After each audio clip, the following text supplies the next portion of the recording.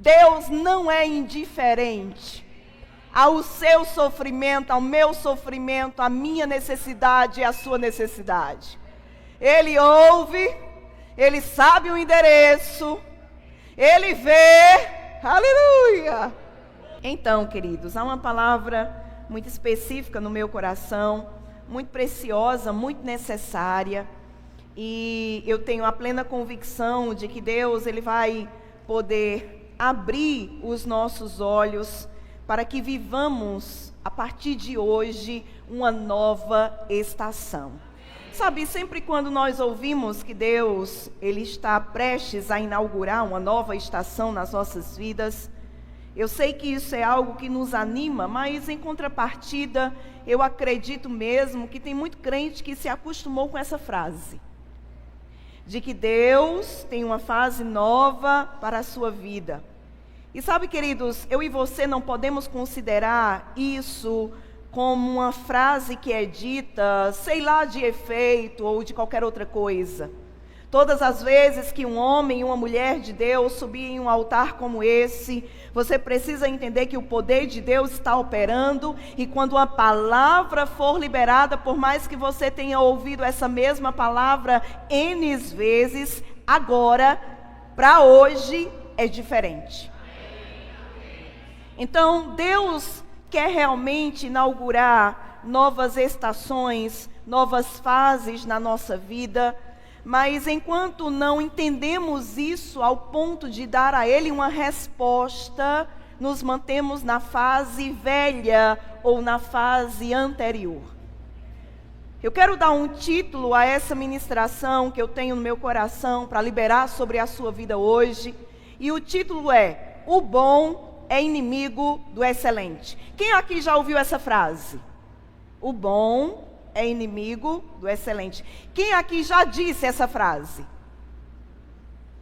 Muitas vezes nós estamos naquela fase boa, onde as coisas estão fluindo, onde o favor de Deus está fluindo, mas o fato de as coisas estarem fluindo no bom não significa que eu preciso me acostumar com o bom. Porque a verdade é que Deus tem o excelente. Paulo mesmo declarou em Romanos 12, verso 2, ele vai dizer que a vontade de Deus é boa, agradável e perfeita. Quem aqui de verdade se considera que já está vivendo a plenitude que Deus tem para a sua vida? Eu não me considero. Eu entendo que tem muito mais. E Deus, nesse culto, vai abrir os nossos olhos, os olhos do nosso entendimento, para que nos posicionemos e nos preparemos para o excelente. Essa é uma noite onde você vai começar a dar tchau para o bom.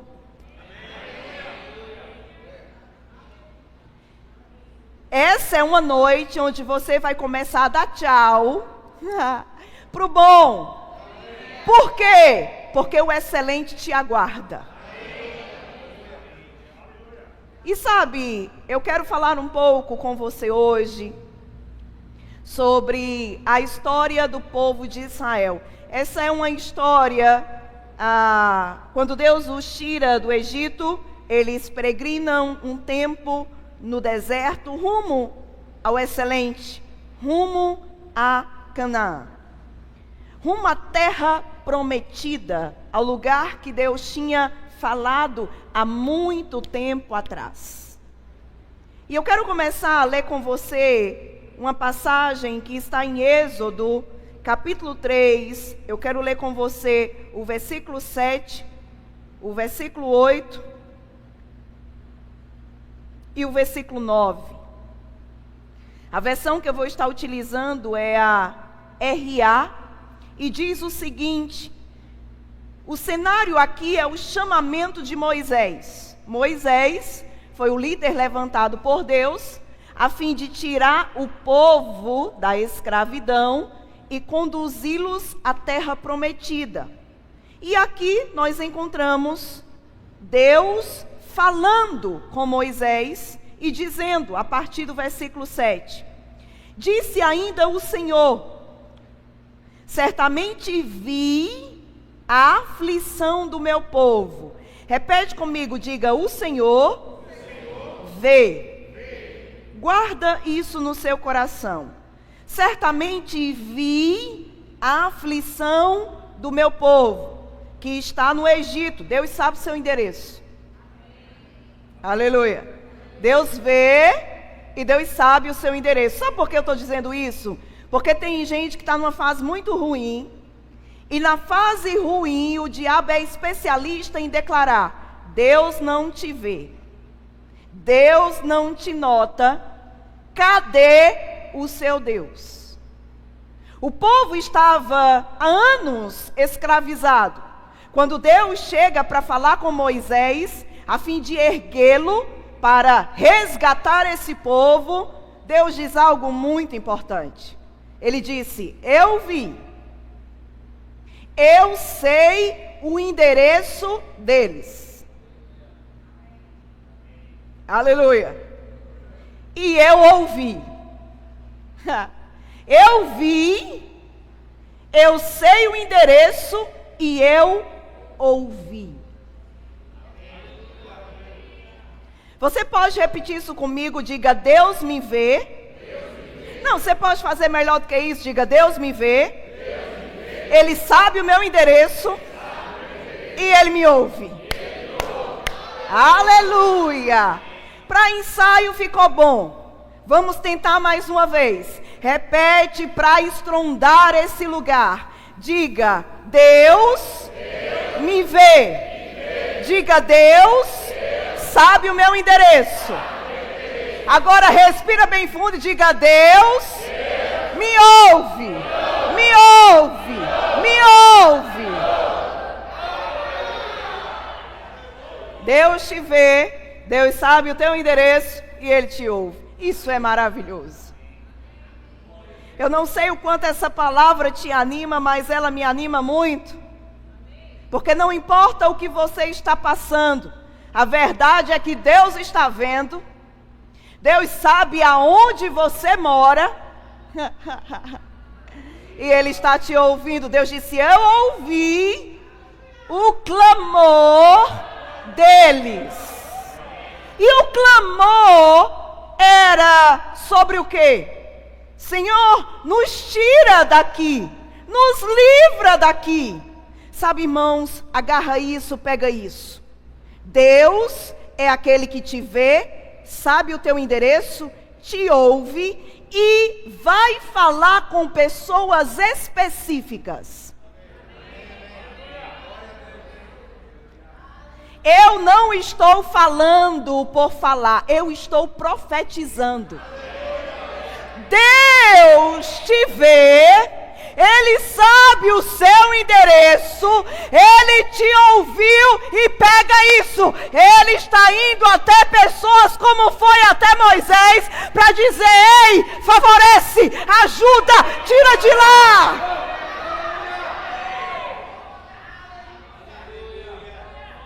Meu Deus do céu. Você pode fazer ha, ha, ha. Aleluia! Agora ele diz, eu vi, eu ouvi, eu sei o endereço do meu povo, e eles clamaram por causa dos seus exatores, aqueles que os oprimem, aqueles que os machucam, eles clamaram, conheço-lhe o sofrimento. Uau! Deus não é indiferente. Deus não é indiferente ao seu sofrimento, ao meu sofrimento, à minha necessidade e à sua necessidade. Ele ouve, Ele sabe o endereço, Ele vê. Aleluia! Agora, olha o verso 8. Por isso, desci. Ele vê, Ele conhece o seu endereço, Ele ouve, fala com pessoas específicas para te ajudar, mas chega o momento que Ele mesmo desce.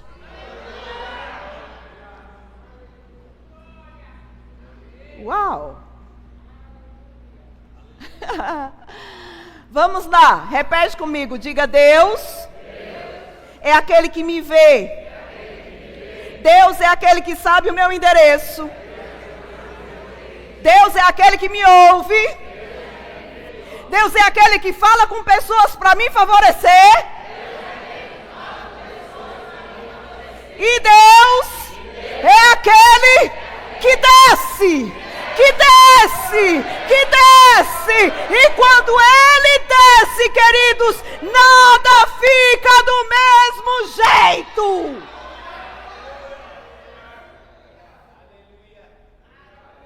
Uma coisa é a presença de Deus disponível, outra coisa, bem diferente, é a presença de Deus manifesta. Meu Deus.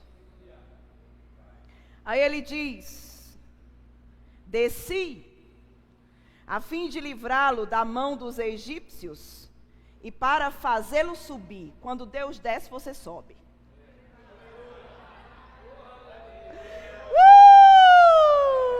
Quem está pronto? Porque eu vou te dizer, amados, Deus não estaria falando algo assim se Ele não estivesse disposto a fazer de novo. Quando Deus desce, você sobe. Eu desci a fim de fazê-los subir. Aleluia.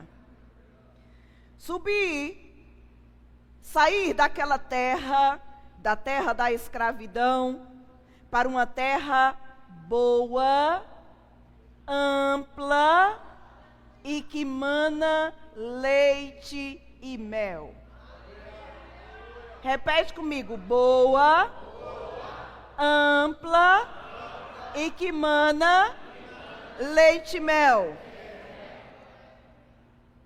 O lugar do cananeu, do eteu, do amorreu, do ferezeu, do heveu e do jebuseu. Pois o clamor dos filhos de Israel chegou até mim, e também vejo a opressão com que os egípcios os estão oprimindo. E aí no verso 10 ele vai dizer: vem, porque eu te enviarei. Eu quis ler essa passagem porque ela é bem pontual, especificamente quando Deus fala sobre Canaã, sobre a terra que manava leite e mel. É interessante porque o verso 8 traz detalhes, características da terra prometida. É a primeira vez na Bíblia que você vai encontrar Deus falando que a terra prometida manava leite e mel. É verdade que desde Gênesis 12, 7, quando Deus fala com Abrão, a fim de que ele deixe Ur dos caldeus e vá para a terra que o Senhor mostraria, Deus já estava falando, pré-anunciando acerca desta terra. Mas nessa passagem de Abrão e seu chamamento, Deus não dá detalhes da terra. Aqui, porém, quando ele desce a fim de falar com Moisés, aquele que seria o libertador, o favorecedor do povo de Israel, Deus dá detalhes sobre a terra. E é a primeira vez que nós encontramos, inclusive, a expressão mana, leite e mel. Escuta com atenção. Essa expressão mana, leite e mel é uma metáfora usada muitas vezes no Antigo Testamento para expressar abundância, fertilidade e prosperidade. Isso aponta aqui para a terra prometida por Deus a quem? Aos israelitas. E aí você percebe que desde o momento que Deus chama Moisés, Deus deixa muito claro que a terra para a qual ele levaria os filhos de Israel, que nessa ocasião estava ainda no Egito, Deus deixa claro que a terra para a qual eles subiriam era uma terra boa, ampla e que manava leite e mel, ou seja, era uma terra abundante, era uma terra fértil, era uma terra próspera. Guarda essa informação. E agora eu quero ir com você para o texto que está em Números, capítulo 32, e eu quero ler com você a partir do versículo 1.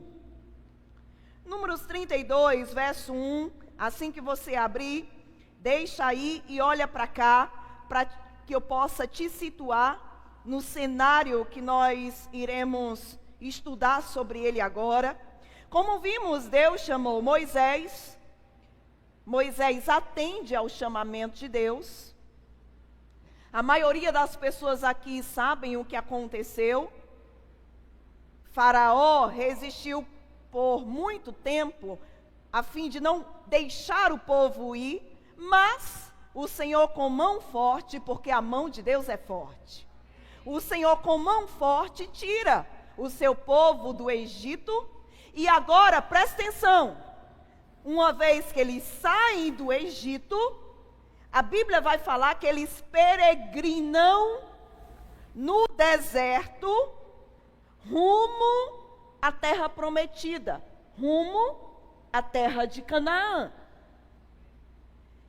O deserto, saiu do Egito, estão livres. O deserto, nesse deserto, Deus os proveu, Deus os sustentou, Deus foi adiante deles, Deus o tempo todo foi com o seu povo. Mas esse deserto era uma passagem. Todo deserto é uma passagem. Eles acabam passando muito mais tempo do que deveriam ter passado nesse deserto, por causa da desobediência. A desobediência tarda a promessa. Todas as vezes que nós somos desobedientes à visão, à instrução, ao conselho de Deus, à sua palavra, nós tardamos nas nossas vidas o cumprimento das suas promessas. Quem está entendendo?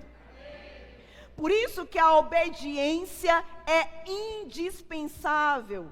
Obediência, amados, não é simplesmente algo que eu faço. Obediência é um lugar.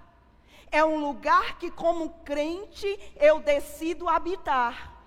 E passo a passo na minha vida cristã, eu permaneço nesse lugar de obediência. A desobediência rouba de mim a promessa. A obediência traz para mim a promessa. A desobediência tarda o cumprimento da promessa. A obediência agiliza o cumprimento da promessa. Quem está entendendo, diga glória a Deus. Então, ok? Passaram-se 40 anos. Mas 40 anos peregrinando no deserto. 430 anos escravos no Egito,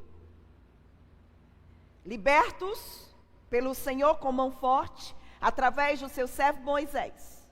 Agora 40 anos, uma viagem que seria de aproximadamente 12 dias, dura 40 anos, por causa da desobediência, incredulidade, dureza de coração. Agora, nessa passagem que iremos ler, você precisa entender isso. Esse cenário aqui é o seguinte: o povo está à margem, na beirada do Jordão. Para pisar em Canaã, era só atravessar o Jordão. Quem está entendendo? Saiu do Egito, 430 anos escravos. Peregrinam no deserto 40 anos. Agora, eles estão na véspera de entrar no excelente. Estava ruim, Egito. Saiu do Egito, veio para o bom. Qual era o bom? O deserto. Porque, embora esse nome não pareça bom, deserto, mas quando você vai ver tudo que Deus fez por eles no deserto, você vai ver que eles provaram da bondade de Deus. Mas não era tudo. Não era para ficar no deserto. O objetivo era a terra prometida, era o excelente. E agora, em Números capítulo 32, verso 1, acompanha comigo essa leitura. Olha o que as escrituras dizem. Lembra? Eles estão na margem do Jordão, prestes a pisar em Canaã. E diz assim: os filhos de Ruben, os rubenitas, e os filhos de Gade, os gaditas, tinham gado em muitíssima quantidade. E viram a terra de Jazer, repete comigo, Jazer e Gileade. Viram, pois, os filhos de Gade e os filhos de Ruben, vieram, pois, verso 2, vieram, pois, os filhos de Gade e os filhos de Ruben, e falaram a Moisés, e ao sacerdote Eleazar, e aos príncipes da congregação, dizendo: Atarote, Dibon, Jazer, Ninra, Esbom, Eleale, Sebam, Nebo e Beon, a terra que o Senhor feriu diante da congregação de Israel, é terra de gado, e os seus servos têm gado. Disseram mais: se achamos mercê ou favor aos teus olhos, desce esta terra em possessão aos teus servos, e não nos faça passar o Jordão. Olha para cá e escuta isso. Tu sai do Egito, e tu vê tudo que Deus fez para te tirar de lá, porque o objetivo era a terra prometida. Ok, você vai. Você passa 40 anos peregrinando no deserto, e quando tu chega na beirada do Jordão, só é atravessar o Jordão e tu vai estar com os teus pezinhos em Canaã, tu se encanta com as terras da beirada do Jordão.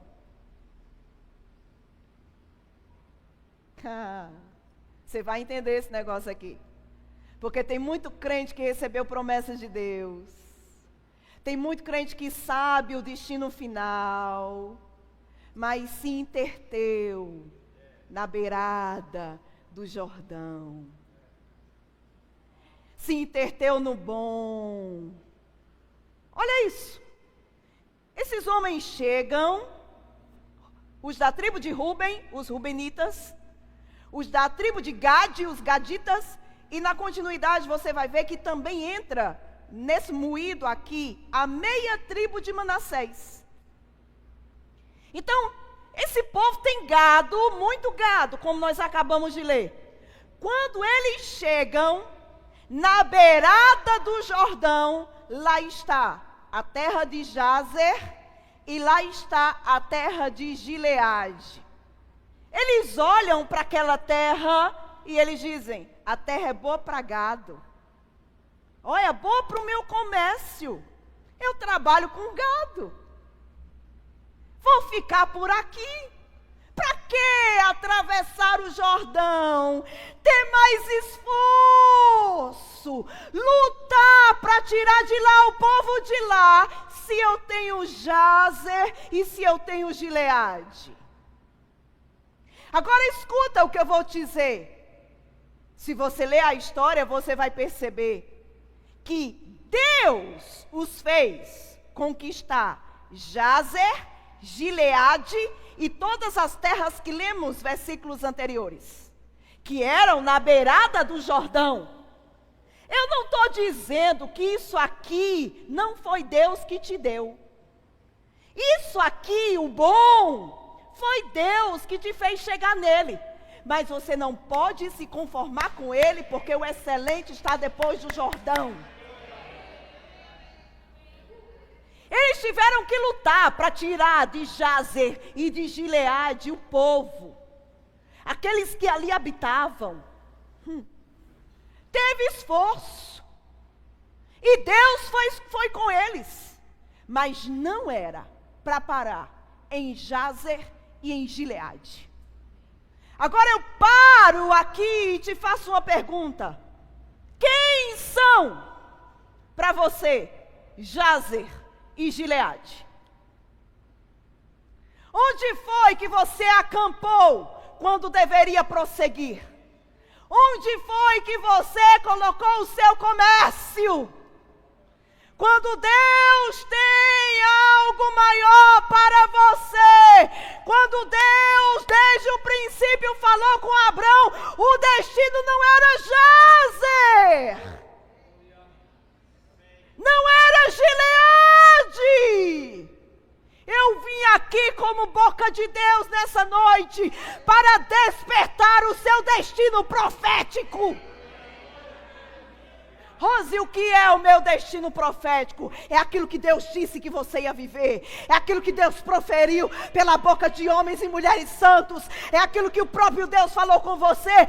Esse é o seu destino profético. E se você não está dentro dele, é hora de começar a bater a poeira do pé. E entender que Jazer e Gileade são bons, mas não são excelentes. Meu Deus do céu. É forte, Brasil. Maceió imundo. Um monte crente. Olha, dá certinho para mim aqui. Porque nós tem tanto gado. Olha, dá certinho. Igual nordestino, dá certinho para nós. E aí, meu irmão, olha o que a Bíblia vai continuar dizendo. Depois de chegar no verso 5 e dizer: não nos faça passar o Jordão. Verso 6, olha isso. Porém Moisés disse aos filhos de Gade e aos filhos de Rúben: irão vossos irmãos à guerra, e ficareis vós aqui? Por que, pois, desanimais o coração dos filhos de Israel, para que não passem a terra que o Senhor lhes deu? Você sabia que quando você para, um monte de gente para com você?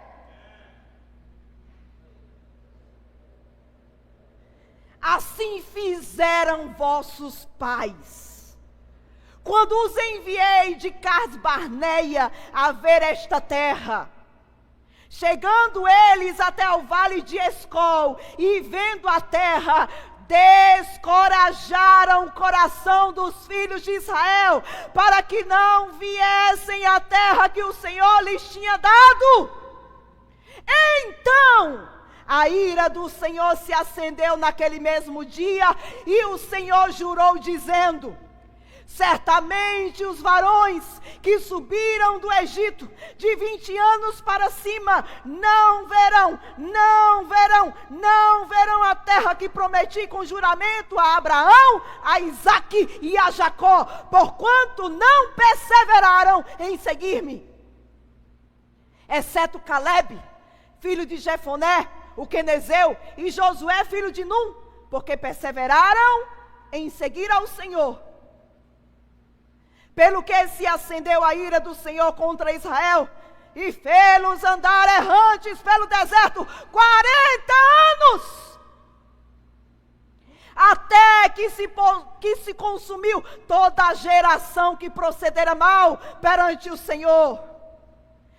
Eis que vocês, tribo de Ruben, tribo de Gade, raça de homens pecadores, vos levantastes em lugar dos vossos pais, para aumentardes ainda o furor da ira do Senhor contra Israel. Se não quiserdes segui-lo, também ele deixará todo o povo novamente no deserto, e sereis a sua ruína.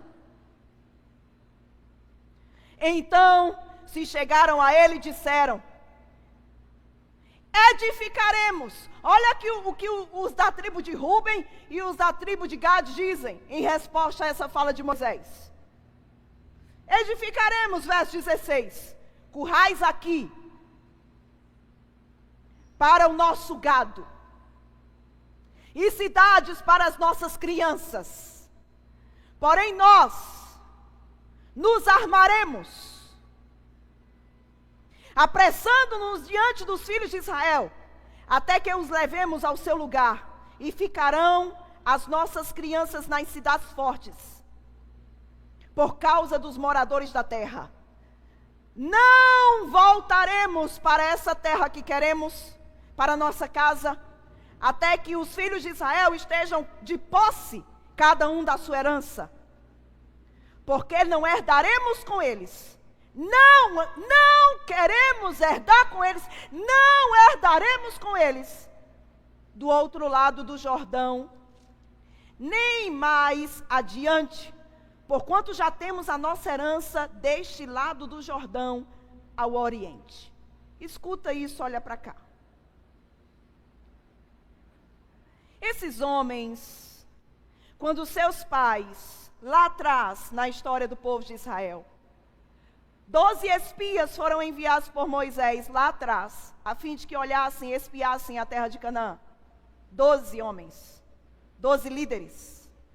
Quando eles retornam, só 2, Josué e Calebe, falam positivamente, falam bem acerca da terra de Canaã. Os 10 infamam a terra. Presta atenção, presta atenção. Entre os 10 que infamaram a terra, estavam os pais desses homens que agora não querem atravessar o Jordão e preferem ficar na terra de Jazer e de Gileade. Quando esses homens chegam para Moisés para dizer: nós não iremos, não nos faça atravessar o Jordão, instantaneamente Moisés lembra do procedimento dos seus pais.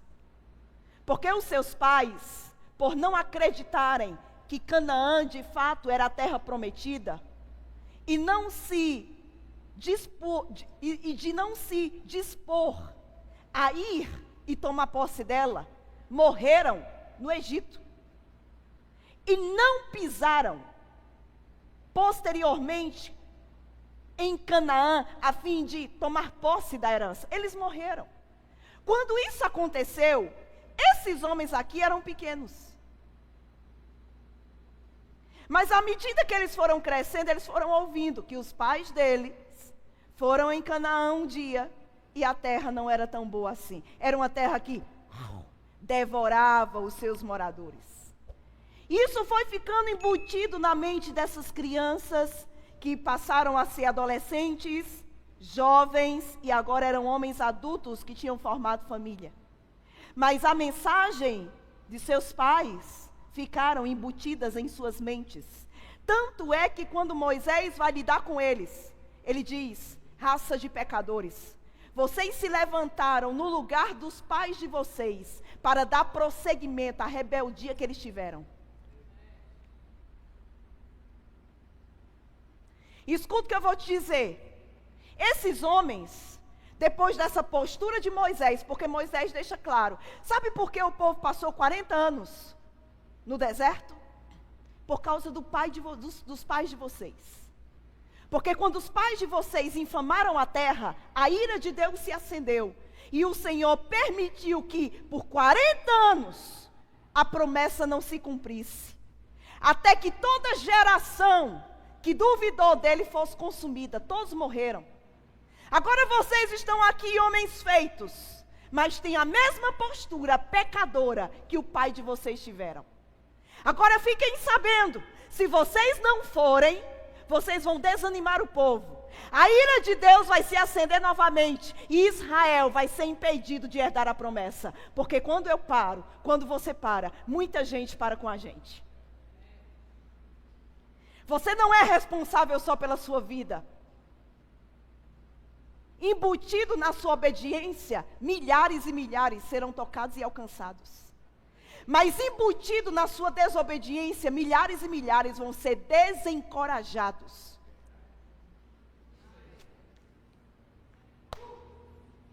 Agora escuta isso. Nós estamos aqui com uma coisa de geração em geração. Porque a geração anterior duvidou. A geração do agora, filhos, duvidando. E duvidando na beirada da promessa.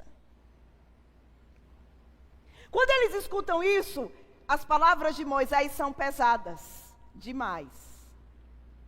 É para dar aquele choque de realidade. Aí eles dizem, tá bom, Moisés, nós iremos. Antes, a gente vai edificar currais. Ô, irmão. A gente vai, mas antes a gente vai edificar currais para os nossos gados. O que é que você está edificando que Deus não te mandou edificar? O que é que você está vendendo que Deus não te mandou vender? O que é que você está fazendo que Deus não te mandou fazer? Onde é que você está e Deus não falou para você estar lá? Estamos no bom. Glória a Deus. Mas Deus está dizendo, ei, o bom é inimigo do excelente. Levanta a bunda da cadeira. Pega as armas, porque você passará o Jordão e chegará na terra que desde antigamente Ele prometeu.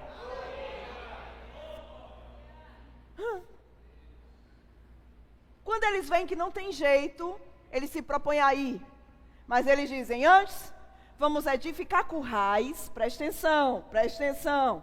Vamos edificar casas, vamos edificar cidades, vamos deixar aqui nossas mulheres e crianças. E agora eu quero falar com você que é chefe de família, cabeça de um lar, homem macho.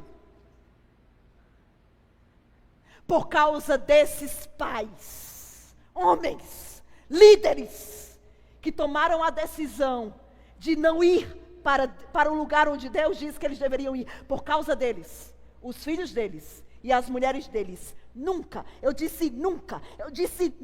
pisaram em Canaã. Nunca pisaram em Canaã. Por quê? Porque os seus pais, os seus maridos, tomaram uma decisão. A sua decisão, homem, vai conduzir para um lugar toda a sua casa, ou para a promessa, ou para ficar à margem do que Deus falou. Ou você se levanta hoje como cabeça, como líder, como sacerdote, como chefe dessa família e diz, a minha família não vai ficar na beira do Jordão.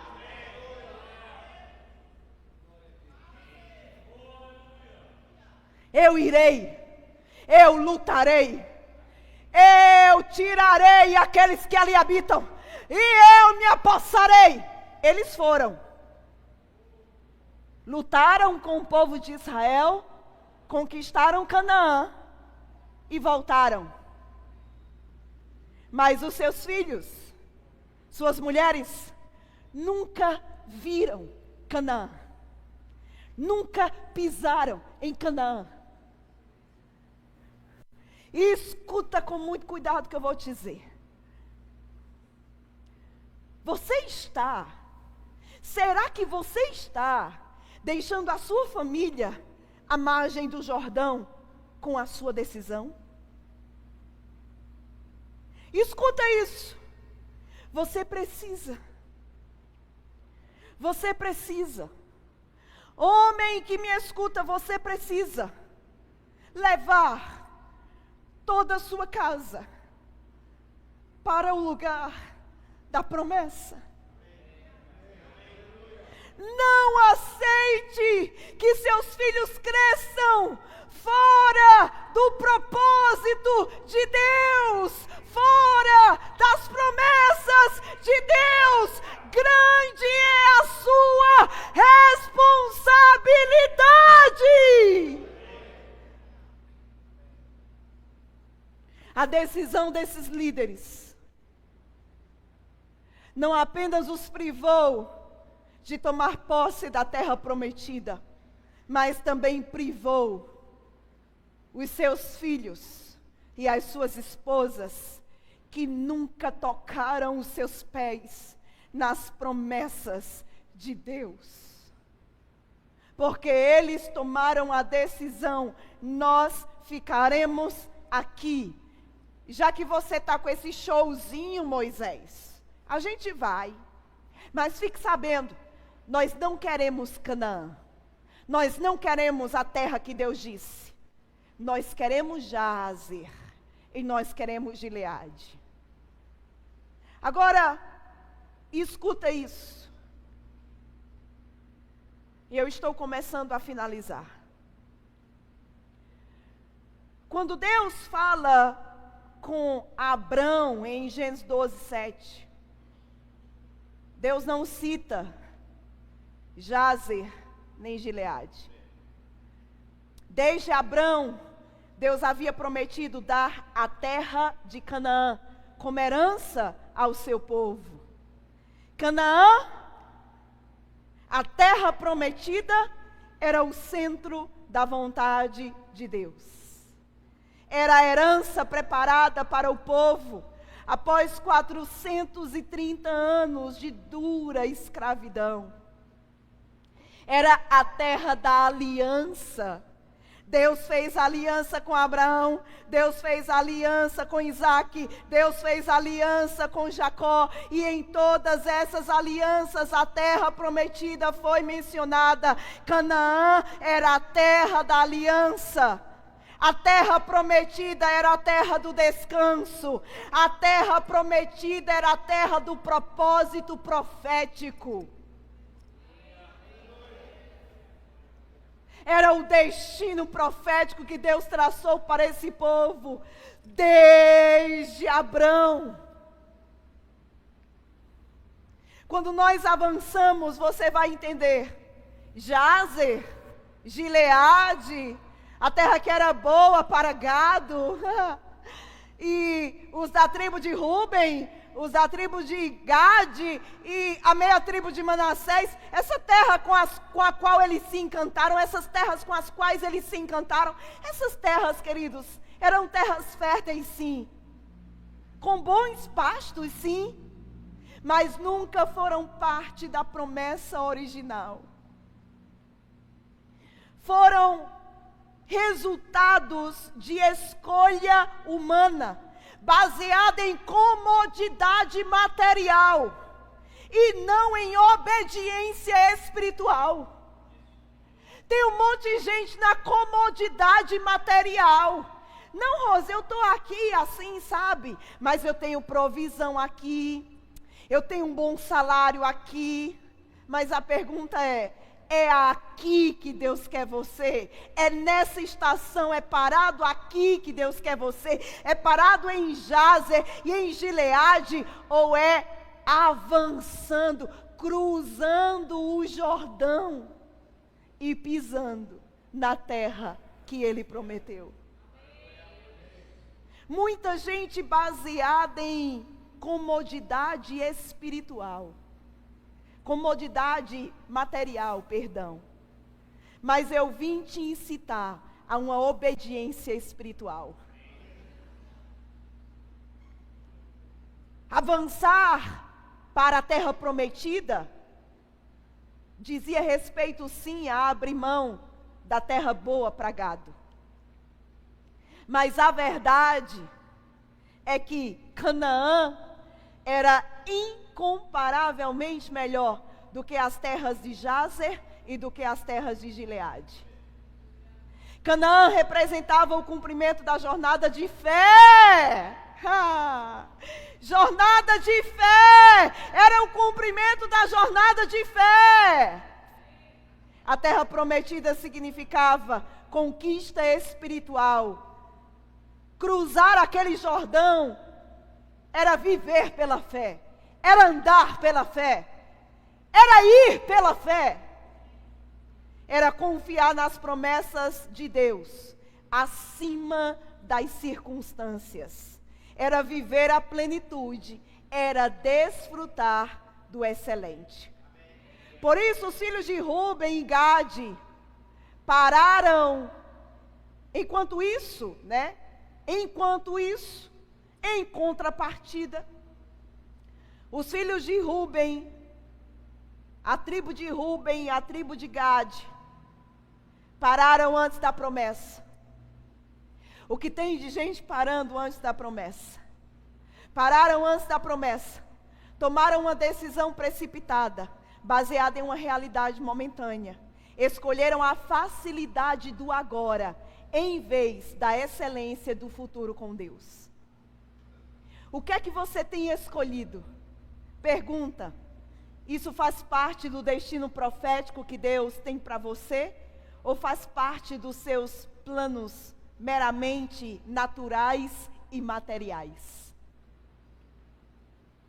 O que foi que Deus te prometeu? O que foi que Ele disse que você iria viver? Tem gente, meu irmão, que está nas vésperas de entrar na terra prometida, mas se encantou com Jazer e Gileade. O comércio de gado, a terra boa para gado, mas não era a promessa de Deus. Não era o que Deus havia prometido. A gente conclui dessa história muita coisa. Biblicamente, Canaã era muito melhor do que Jazer e Gileade. Jazer e Gileade eram até confortáveis, mas fora da promessa. Confortáveis, mas fora da promessa. Confortáveis, mas fora da promessa. O que tem de crente confortáveis, mas fora da promessa, não é brincadeira. Jazer e Gileade eram confortáveis, mas eram fora da promessa. Canaã era desafiadora, mas era o lugar da bênção, da presença e do legado eterno.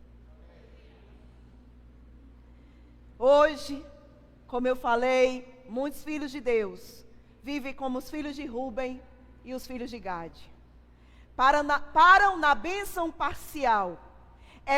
Escolhem o bom em vez do excelente. Preferem o agora em vez do que é eterno. Mas Deus hoje está chamando a mim e a você para a terra prometida. Não pare no meio do caminho. Não aceite menos do que o que Deus sonhou para você. E para fechar, eu só quero ler com você uma passagem que está em 1 Crônicas. 1 Crônicas, capítulo 5, verso 25 e 26. Acompanha isso comigo. 1 Crônicas, capítulo 5, verso 25 e 26. Olha o que está escrito aqui. Porém cometeram transgressões contra o Deus de seus pais, e se prostituíram, seguindo os deuses dos povos da terra, os quais Deus destruíra de diante deles. Pelo que Deus, o Deus de Israel, suscitou o espírito de Pul, rei da Assíria, e o espírito de Tiglat-Pileser, rei da Assíria, que os levou cativos, a saber, os Rubenitas, os Gaditas e a meia tribo de Manassés. E os trouxe para Halã, Rabor e Harã, e para o rio Gozã, onde permanecem até ao dia de hoje. Sabe o que é que nós estamos vendo? Nós estamos vendo que esses homens, esses que escolheram a terra de Jazer e a terra de Gileade, a terra fora da promessa, esses homens foram os primeiros. Repete comigo, primeiros. Está fraco? Diga primeiros. Ainda está fraco? Diga primeiros. Esses homens foram os primeiros a serem levados cativos pelos assírios. O bom que tira da presença, da promessa, do excelente, mais cedo ou mais tarde vira derrota. Repetindo, o bom que te tira, que me tira, que nos tira da promessa, mais cedo ou mais tarde vira derrota, porque é fora da obediência. Agora escute, as regiões citadas aqui no verso 26, Hala, Rabor, Hara e rio Gozã, estão todas fora de Israel, em terras que hoje fazem parte de países do Oriente Médio. Essas tribos, esses homens, de verdade, ficaram fora do lugar de obediência. E fora da obediência, estamos vulneráveis. Aquilo que parece um ganho hoje, mas é fora do que Deus prometeu, mais cedo ou mais tarde, vai virar derrota.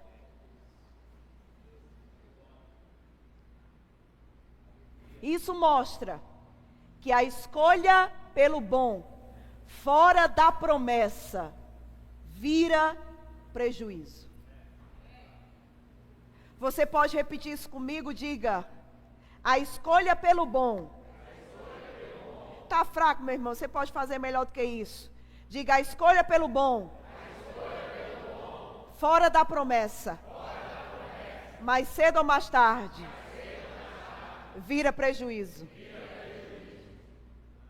É aquele lugar que Deus disse: ó, sai dessa empresa e vem para essa aqui. Aí você pensa: mas aqui eu já tenho um conforto. Aqui eu já tenho todo um aparato. Aqui eu tenho uma história. Aqui eu tenho um lugar que eu me sinto assim, bem, sabe? Ir para essa outra empresa, assim, é bem desconfortável. É, eu sei. Mudar de fase é bem desconfortável. Abandonar o que os seus olhos veem por aquilo que os seus olhos ainda não veem, realmente, para a carne, para a alma, é desconfortável. Mas eu já vi isso muito acontecer. E acredite, a sua história não será a exceção. Se eu e você estivermos fora daquilo que Deus tem para nós, se simplesmente abdicarmos do que Ele já apontou, direcionou, e nos mantivermos por mais tempo em Jazer e em Gileade, acredite, vai chegar o dia do prejuízo. E isso não é uma questão, sabe, de uma palavra de maldição lançada. Isso é o que a Bíblia diz. Esses homens, essas tribos, até ao dia de hoje, estão em países do Oriente Médio. Foram levados cativos, aprisionados. Foram os primeiros a serem pegos. Por quê? Porque estavam à margem da promessa. Deus não te ungiu para estar à margem da promessa. Deus te ungiu para pisar na promessa.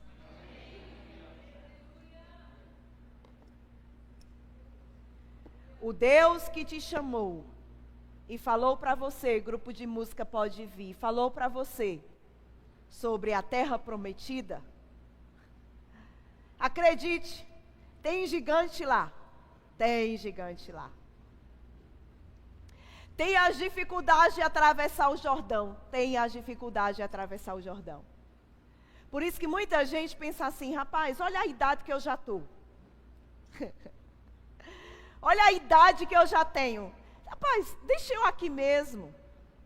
Deixa isso para a próxima geração. E você nem sabe que o fato de você parar em Jaze e em Gileade também fará com que a sua geração, a próxima geração que você está colocando nas costas deles, o ir e conquistar, eles não irão. Eles vão seguir o seu exemplo.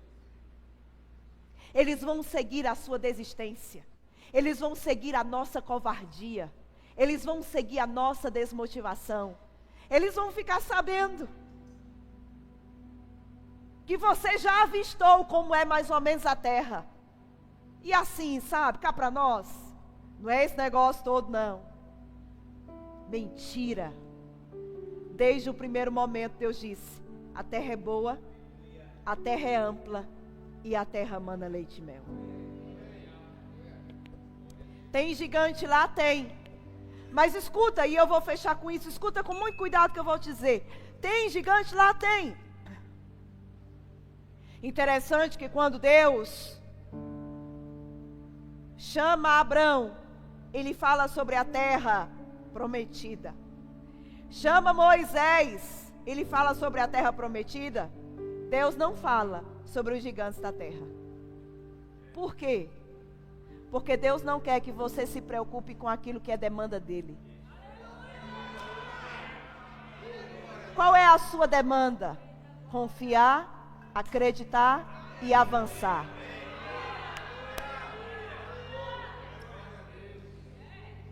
Repetindo.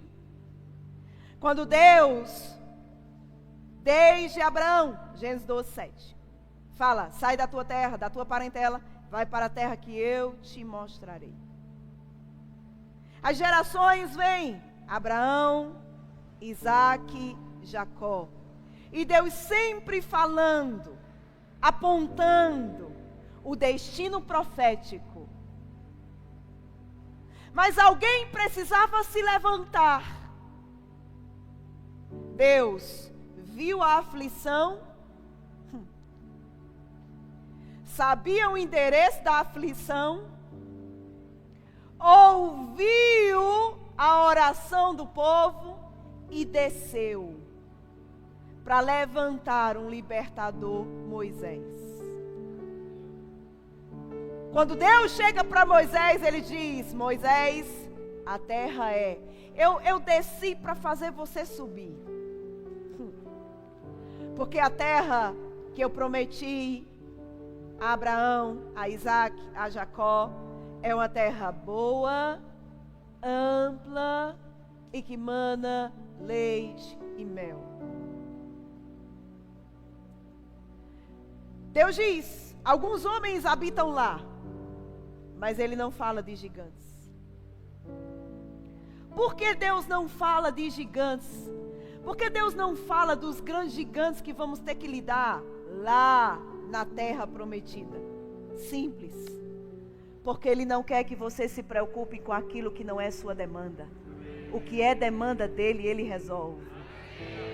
A sua demanda é confiar, acreditar e marchar. Para onde? Para a terra prometida. Fique de pé.